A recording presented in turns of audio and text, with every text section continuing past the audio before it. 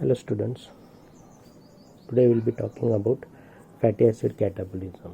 As we already know that carbohydrates are the main source of energy. They fulfill the energy need of the cells or the whole body to carry out the different activities. But in the conditions that you are on a fast, you have done too much of exercise and the glucose or the carbohydrates are not available for obtaining the energy. So in that case, the fats which are stored into our body, they can be utilized for the generation of energy. So these fat globules which are stored into the muscle cells, they are triggered by the by the hormones, where they are converted into the individual lipids. These lipids, that is the triacylglycerols, they are transported to the bloodstream with the help of the proteins, that is chylomicrons, to the individual cells, where these fatty acids can be released and utilized for the energy production. These triacylglycerides, they enter into the cell, and when they enter into the cell, they are acted upon by the specific enzymes, that is the lipases, which will convert them into the individual glycerol and the individual free fatty acids. These free fatty acids which are there into the cytoplasm, if they have to be utilized for the catabolism or the production of energy, the first thing is that they have to be converted into an activated form, and for that activated form, these fatty acids, they are converted into the form that is called as the fatty acid CoA. So and coenzyme A is attached to these fatty acids.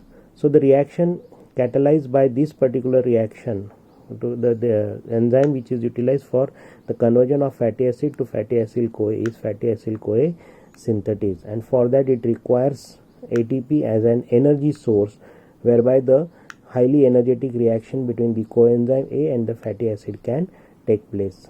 So the oxygen of the carboxyl group of the fatty acid, it will have a nucleophilic attack onto the ATP moiety at the phosphoanhydride bond, but instead of breaking at the first phosphoanhydride bond, it will have a break at the second phosphoanhydride bond, and as a result of it, the resultant AMP will get bound to your fatty acid, and you get another product, that is two phosphate groups with an phosphoanhydride bond, which is called as an pyrophosphate.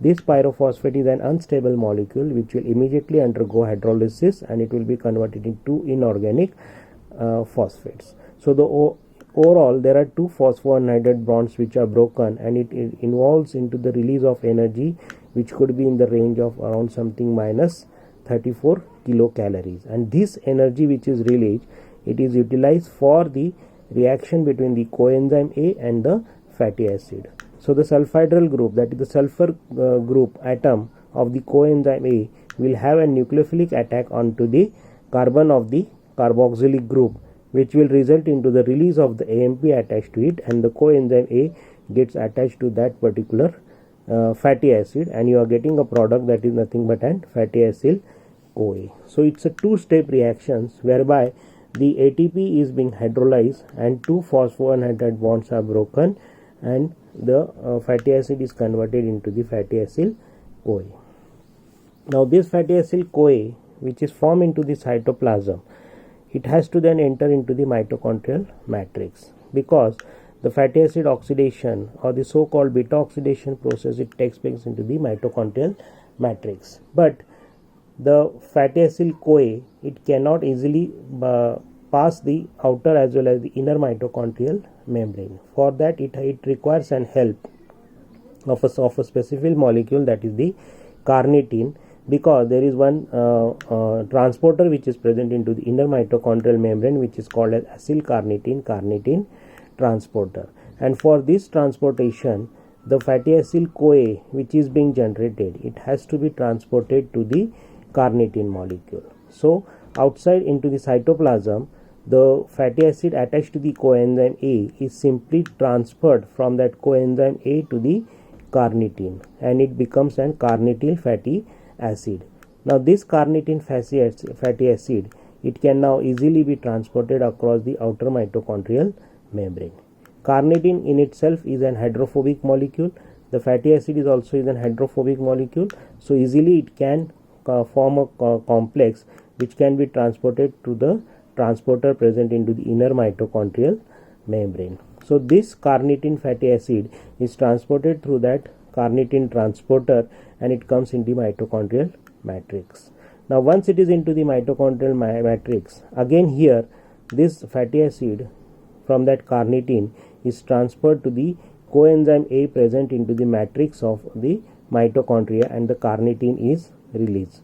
The released carnitine, it will then again be transported outside, so that more and more fatty acids can be transported inside the mitochondrial matrix. The coenzyme A which is present is different from the coenzyme A which is present into the cytoplasm. So within the cell you have two different pools of the coenzyme A, so they are called as the cytoplasmic coenzyme A as well as the matrix coenzyme A. And both these reactions, that is the transfer of the fatty acid from coenzyme A to carnitine, or transport of the fatty acid from the carnitine to the coenzyme A, it is carried out by two different enzymes. One is the cytoplasmic carnitine acyltransferase 1, and the other one is carnitine acyltransferase 2. As both the enzymes, they carry out the same types of the reactions, but they are present to the different sites, so they are called as the isozymes. So this fatty acyl CoA which is now generated, it will be then utilized for the fatty acid oxidation. Now when a fatty acid, it has to undergo this oxidation, there are three stages. It can be divided into three stages, and in the first stage what happens is that this fatty acid, it is cleaved at the beta carbon by a process called the beta oxidation, whereby there are some typical four reactions which takes place, and 2 carbon molecule is being released from that fatty acid in the form of acetyl CoA. So there are series of 4 reactions which are repeated depending upon the number of carbons, and you get the acetyl coenzymes A which are generated.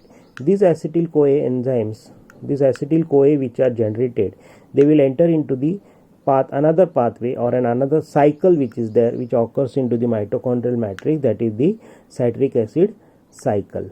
This citric acid cycle will convert that acetyl CoA into the different carbon compounds, and during this convergence there are high energy rich electron carriers which are generated, and they are nothing but the NADH and FADH2. Also along with that there are some carbon dioxide molecules which are released. So the NADH and FADH2 which are generated in the citric acid cycle, they will funnel their electrons into the another mechanism, that is the electron transport chain. So the electrons from these electron carriers are transported to the different complexes of the electron transport chain, whereby these electrons are ultimately accepted by the oxygen, which is then reduced to water molecule. Now when these electrons are flowing to the electron transport chain, they result into the formation of an electrochemical gradient, and this electrochemical gradient is being then utilized for the synthesis or the phosphorylation of ADP to the ATP molecule. And this is how the fatty acid oxidation, after undergoing these three stages, it will result into the synthesis of the ATP molecules.